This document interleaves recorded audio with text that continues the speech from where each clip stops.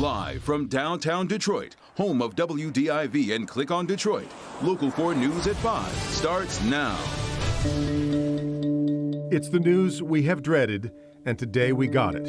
It is with great sadness that we saw our first casualty of COVID-19 here in Michigan today. A man at a Wayne County hospital has passed away. Now, as this crisis enters a new phase, unprecedented action is being taken, from the border with Canada to every single North American Big Three auto plant. Good to have you with us today for Local 4 News at 5. Let's start with the numbers. Officials say there were 80 cases last night. Now today, there are at least 30 new cases of the coronavirus in Michigan, bringing statewide total now to 110, but we would have to note that's at least 110. Yeah. Well, now let's look at the county-by-county breakdown here around Metro Detroit. And an important note, this does not include the additional 30 as we await on the details on those cases. So we got Wayne and Oakland County leading the way, each with 23 cases. Macomb County has 10, Washtenaw County has 7, St. Clair County 2, and Monroe County has 1. At a news conference in the past hour, Governor Whitmer updated the state response. Here's a listen to part of that. As the chief executive of this state, I must make difficult but necessary decisions to protect public health. I've made some tough choices in the past week, and trust me, they weigh heavily on me. But I've made them in consultation with our chief medical executive, the advice of medical experts, and what the best science and facts are that help us to determine how we best protect the public health, the health of our people. We've got our team covering so many angles here tonight, from the border closure to the Big Three plant shutdowns. But we want to start with Mara McDonald. She's live at Beaumont in Southfield. And Mara, again, the first patient to die is a man in his 50s. That's right, Kimberly, and the hospital is telling us that he had underlying health issues. They will not go into precisely what those underlying health issues are. They will, however, say he died this morning at a Beaumont facility in Wayne County.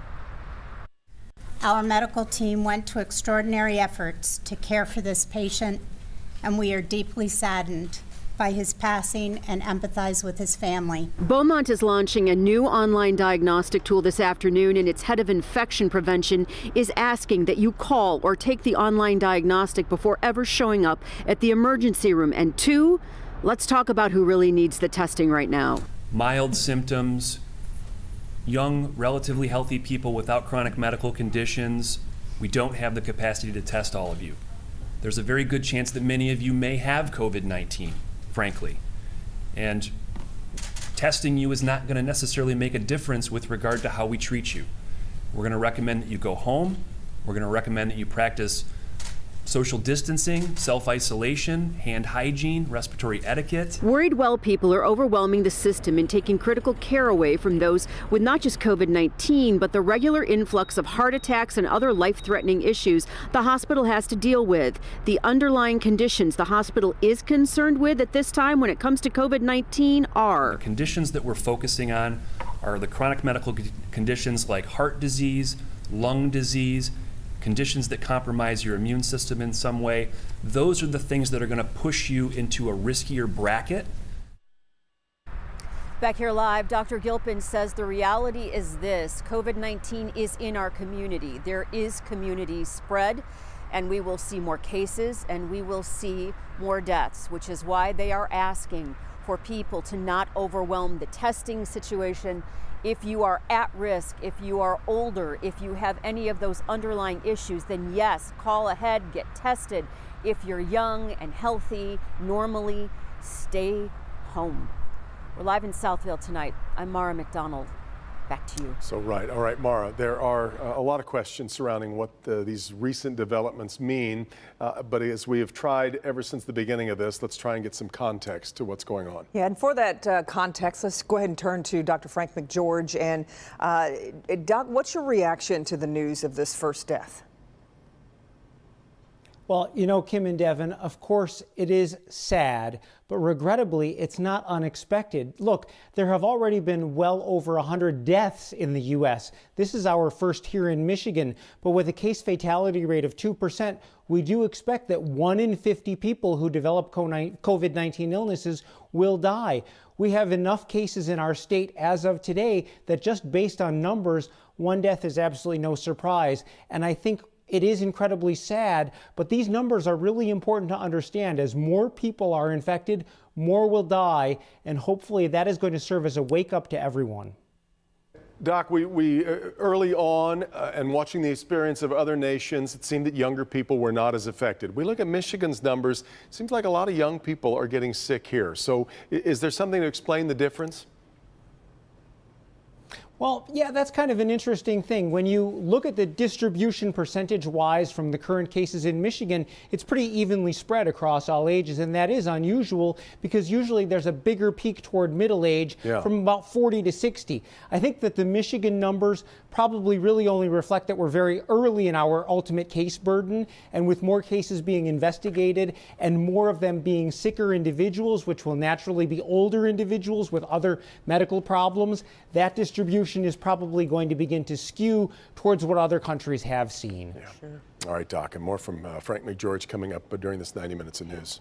Well, today, the Big Three announced all plants will be shut down over concerns of the coronavirus. All the plants through March 30th, so the facilities can be cleaned and sanitized. It's, of course, a massive hit for Metro Detroit, but the nation, too. Business editor Rod Maloney, live tonight at the FCA Warren Truck Plant. Rod, are workers still going to be paid? That's the big question this afternoon. Yeah, that is correct, Devin. Now, under the UAW contract, they get what's called sub-pay plus unemployment, which amounts to about 88% of what it is that they would normally make, but they're going to get paid when they're off the job. Now, this is one of those things we've heard a lot today about the things that are not a surprise. This is decidedly not a surprise considering how much absenteeism and unrest there was on the factory floor. At the Ford truck assembly plant in Dearborn this morning, a worker had become sick and tested positive for the coronavirus. That forced Ford to close the plant and begin cleaning and disinfecting.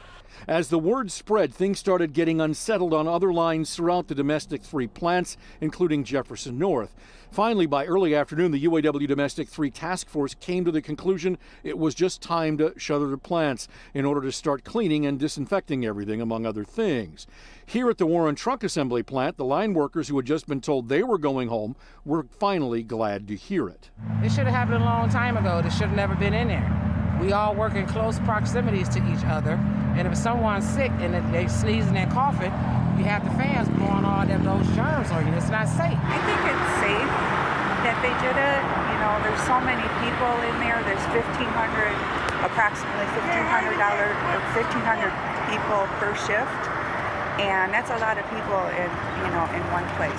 UAW President Rory Gamble put out a number of statements this afternoon saying in the end, quote, UAW members, their families, and our communities will benefit from today's announcement with the certainty that we are doing all that we can to protect our health and safety during this pandemic. This will give us time to review best practices and prevent the spread of this disease, end quote. Now, one of the things that Rory was discussing there was perhaps making changes to the workstations. As you heard that woman talking about the fans blowing and so forth, they'll probably be reviewing how it is that if in fact you do come back at any time soon, that they'll be doing it in a fashion where the workers can feel more safe and comfortable. Back to you. Yeah, so we got the Big Three shut down, Rod. Any other auto companies that you've heard of across the nation also closing plants because of this? Yes, as a matter of fact, Honda shut down their plants as well. And in fact, that probably helped play into the Domestic 3 making their decision because Honda made that announcement this morning. Sure, and maybe even more to come. Okay, Rod, thanks. Let's move now to news that was announced by the president on Twitter, but at the time came with very few details. All non-essential travel between the United States and Canada will be banned. Well, what exactly does non-essential mean? Let's bring in Sean Lay, who is live at the Detroit-Windsor Tunnel with more on what we know so far. Sean? That's the key question causing confusion tonight. And first and foremost, Devin, I want to show everyone this. We're at the Detroit-Windsor Tunnel. Very light traffic we've seen here all day. At times, no cars coming and going. That's A, people listening to the fact that they should stay home and work from home if they can. And B, word is getting out that the tunnel and other crossings could close at any time to this so-called non-essential travel. But what does that mean? It hasn't been defined tonight. It's causing confusion tonight. Oh, you're coming over to work now? Yes, sir. And it could be closed by the time you're done with work. It's a possibility. Brett Babcock just came through the Detroit-Windsor Tunnel to head to work today. He has no idea if he'll be allowed back into Canada once he's done with his shift tonight, after the U.S. and Canada agreed today to close border crossings to what they are calling non-essential travelers. Babcock works in the healthcare industry. He says he's in the gray area of what's essential and what's not right now. That's the question we keep hearing. What is non-essential traveler? And you're asking the same question? Yes.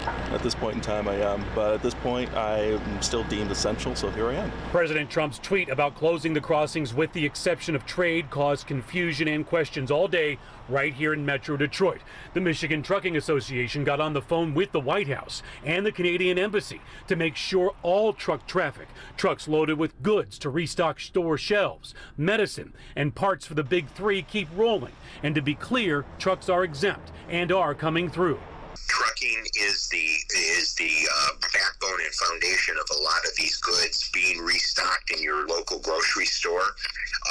The phrase used to be, if you got it, a truck brought it. Meanwhile, Jason Blackshear can sum up his visit to Canada in just 2 meaningful words. Visiting girlfriend. Getting back over, essential to them both, but not essential to the U.S. and Canada.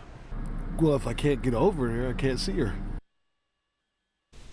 All right, back here live. Let's make a couple things extremely clear. All crossings are open to all vehicle traffic right now. My source is also making it clear that U.S. Customs and Border Protection and Homeland Security both completely caught off guard when the president tweeted this out at 10:15 this morning. There are no directives given here to the people working here about what non-essential means. They're waiting for word to Washington. That also means if you're crossing, the word could come at any time and you could get shut out going back. We're live tonight. Sean Lay, Local 4.